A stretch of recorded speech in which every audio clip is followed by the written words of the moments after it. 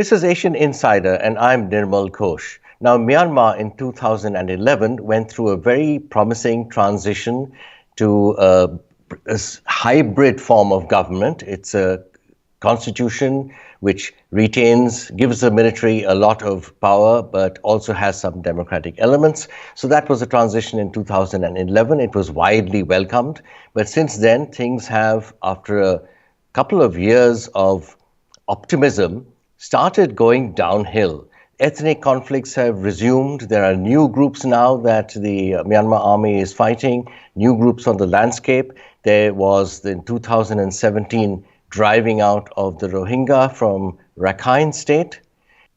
And in a few days, State Councillor Daw Aung San Suu Kyi is going to be at The Hague to defend the government of Myanmar from genocide charges brought by Gambia. So it has been a bit of an unraveling of that project, which started with such hope in 2011. Now, into this comes a new book, The Hidden History of Burma, Race, Capitalism and the Crisis of Democracy in the 21st Century, by Thant Myint-U. Dr. Thant Myint-U, who is, if you haven't read his books, they are required reading, and I would certainly recommend this book. Now, if you look at a country like Myanmar, often it is somewhat fuzzy, but when you read this book in particular, all the parts will come into sharp focus. That's what this book does. It is a wide sweep of Myanmar history and chronicling recent events. So we are fortunate to have Dr. Thant on the phone with us. Hi, Dr. Thant. Thanks for being with us today. Can you hear me? Yes, pleased to be with you. Okay, excellent. Wonderful book. I really enjoyed it, and I'm certainly recommending it to anyone who wants to understand Burma, and especially these last few years, it's very useful to have this kind of account. So thanks very much for doing that book. And there's one thing you mentioned in the book, in talking about the transition, and also at one of the talks you did in DC, I think it was the CSIS, you talked about sanctions, how sanctions was not really that significant a factor in the decision to make the transition in Myanmar from 100% military rule. But sanctions is now, again, back in fashion, of course, in DC, right? Sanctions and tariffs have been weaponized as foreign policy and as trade policy. And there have been some targeted sanctions on Myanmar, but there's talk of more as well because of the Rohingya issue and other human rights questions. But again, the old question, do sanctions actually work? Would they work? I suppose, it depends on the context, and it's possible in other contexts it might be useful, and it might be useful as a form of pressure during a diplomatic process. But what I can say for sure in the Burma context is that sanctions were not at all part of the thinking of the generals in their transition away from pure military dictatorship in 2010, 2011. That happened not because of pressure from sanctions or any felt pressure from sanctions, but instead from internal political calculations. And it was a move towards a constitution that the army had been planning for a long time. Anyways, this myth has kind of grown up, or at least has continued, that sanctions were and might continue to be a useful tool in terms of outside pressure to get Burma or the Burma to do things that it doesn't want to do. I think partly it goes back to the fact that in 2011, the country went from this pure military dictatorship to seemingly the sort of full light of democratic change. And people didn't really do their homework properly and think through and identify what were the drivers of change at the time. So people sort of fell into this easy explanation that sanctions might have been part of the picture. And I think we have to remember that, what sanctions were on Burma in the late 1990s and 2000s, at a time when the country was trying to come out of its own quarter century of isolation. Sanctions reinforced that isolation, cut off Burma from the international banking system, and included some of the tightest restrictions on international aid, including international humanitarian aid anywhere in the world. Would that kind of regime even be possible today? Because, the youth in Burma are so well-traveled, it's become sort of part of the global community again.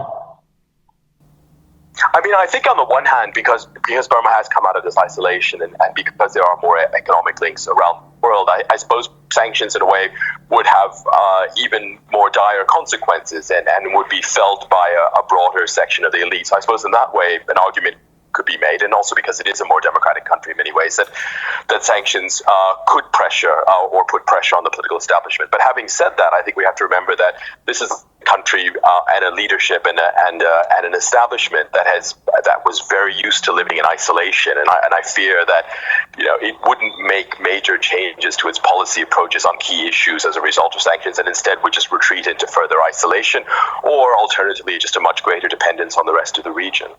Right. Another thing you mentioned in the book is the political economy, which has its roots actually in the colonial era, but it became the economy, so to speak. And now there are still sizable chunks of it left, and it is still thriving. And how does one take that into account? What does that mean in terms of understanding?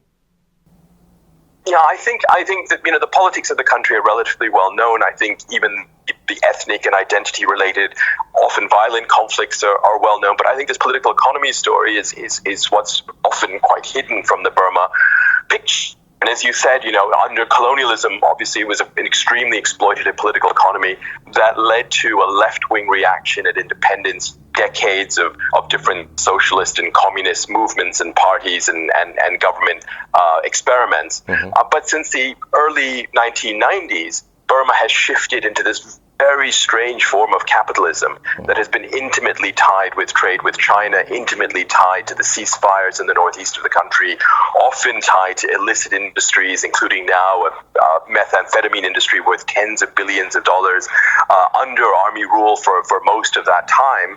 And I think it's still very much the economic system we have in the country. It's led to extreme inequality, unprecedented since colonial times. It's led to massive environmental degradation. I think it's led to rising economic anxiety. Mm-hmm. And I think in a way, this question of what should become of this economic system should be front and center of politics rather than something that's very much kept on the side. Yes, if you think of all these factors, it's actually a bit hard to be optimistic, certainly not as optimistic as we once were in the aftermath of 2011. And so the inevitable question, of course, is, what about your ledger? Are you optimistic or are you pessimistic? And then we'll get to a second question, which you had mentioned earlier as well, which was climate change. Now, that is the big one, right, coming up the road. But let's start with your ledger. Yes, I think that, even in 2011, 2012, I think the mythology around the country went from Burma as this kind of darkest of dictatorships where nothing was ever going to change, this assumption that, democracy, prosperity, and peace were just around the corner. And I think that people didn't realize that, after decades of isolation, decades of military rule, the political economy as it had developed in the way that I explained just now, that the country was already facing almost unsurmountable challenges. I mean, one of the terrible legacies of the past couple of generations has been the systematic underfunding of education. And so the legacies of extremely poor education are extreme. I think, on the other hand, Burma is a country with tremendous economic potential, being next to some of the fastest growing markets in the region, with a young population that I think really wants to catch up with the rest of the region. Mm-hmm. You see thousands of young Burmese people setting up new companies, setting up civil society organizations that are extremely dynamic. But these enormous challenges and this enormous potential next to each other, and it's very hard to know whether to be pessimistic or optimistic. I think if you add the issue of weak state institutions, then they are extremely weak institutions, and just the fact that we are now the poorest country in the region. When you open up borders in a country that's this poor and this weak, I think the dangers of a sort of populist or nationalist backlash are also something that we have to consider or think about as well.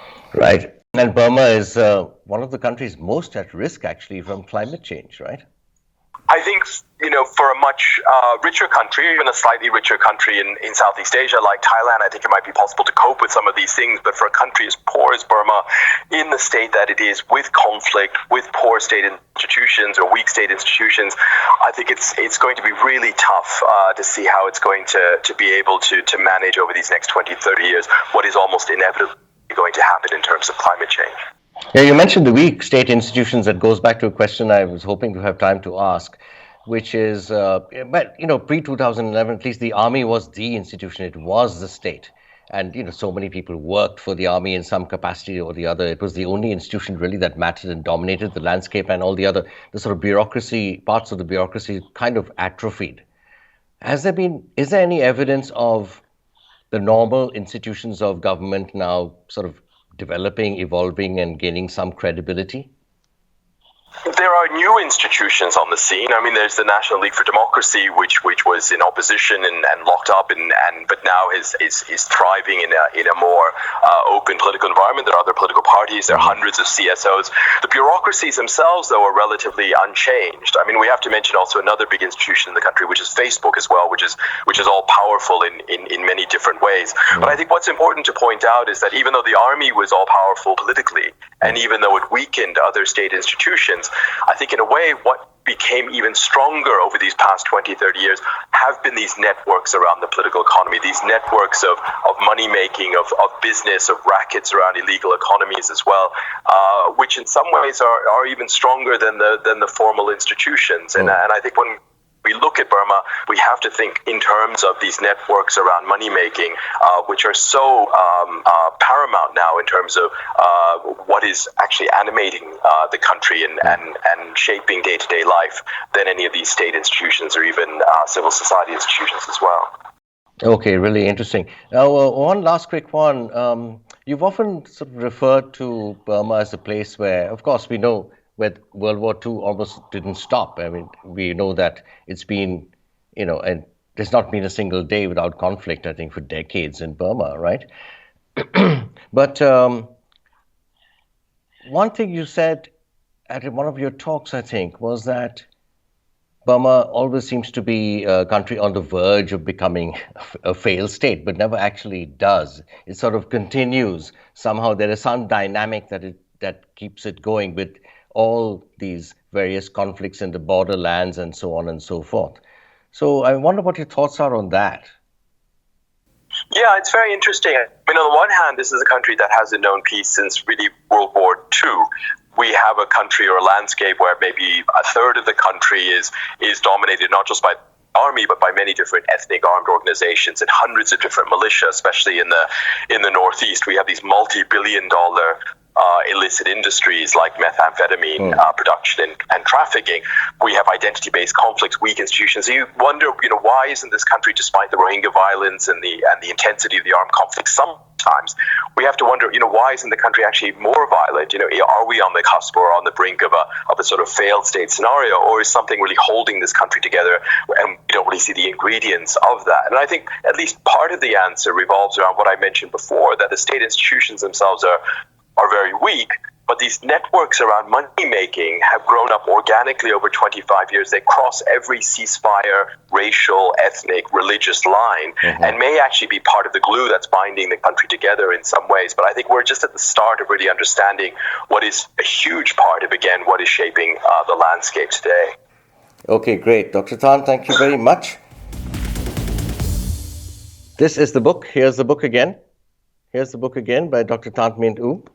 Be sure to get it if you want to get a really clear picture of where Myanmar has been at these last few years, especially, and what may be in store. Myanmar is again experiencing a number of crises, and it is very important for the peace process, for one thing, to get going and for a resolution to be found to the long-running Rohingya crisis, the Rakhine crisis. For Asian Insider, I'm Nirmal Ghosh.